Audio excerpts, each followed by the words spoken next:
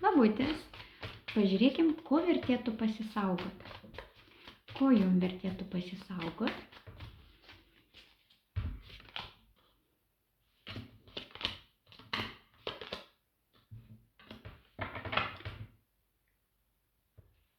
Pasisaugokite aštrių momentų, kažkokių staigių ir neapgalvotų pykčio iš šalies, pastumimų, kurie galėtų būti tokie greičiau daryk, greičiau imk šitą, daryk šitą, greičiau. Va tokių momentų pasisaugokit, tokių žmonių, kurie taip siūlo, todėl kad galimi finansiniai kažkokie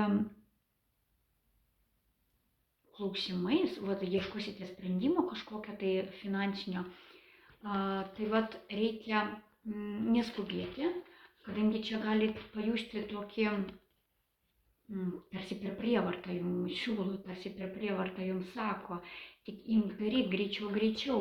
Tai tokio momento būtų gerai netgi jį tvarkingai nurėžti, apibrėžti ribas. Sakydami, galit sakyti savo partneriai, draugui, kas jums siūlys kažkokią tai finansinę machinaciją, sakyti, aš tave išklausiau, ačiū už patarimą. Ko dar pasisaugot?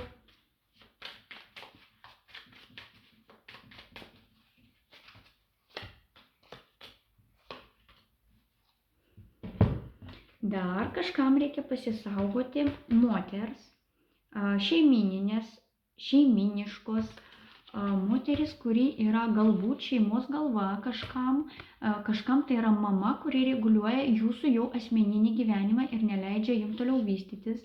Galbūt tai yra bet koks kitas asmuo, kuris jūsų šeimai trukdo, kuris nuridinėja, kaip ir čia mums rodė, greičiau, ne?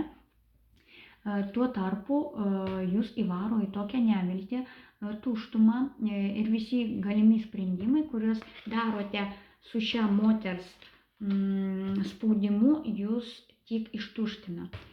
Tad galite labiau pasisaugoti moters, kuri jūs stums į tuštumą ir galbūt norės pasiskolinti pinigų, galbūt norės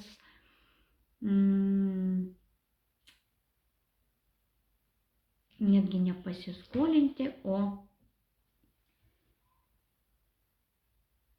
paimti, sakydama, tai netgi ne į skolą, sakydama, kad man tik dabar ir aš tau atiduosiu, o iš tikrųjų nieko netiduos,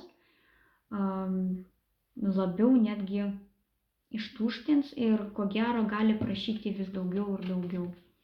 Tai pasisaugokit tokios moters, kuri galimai prašys pinigų. Na kągi, iki.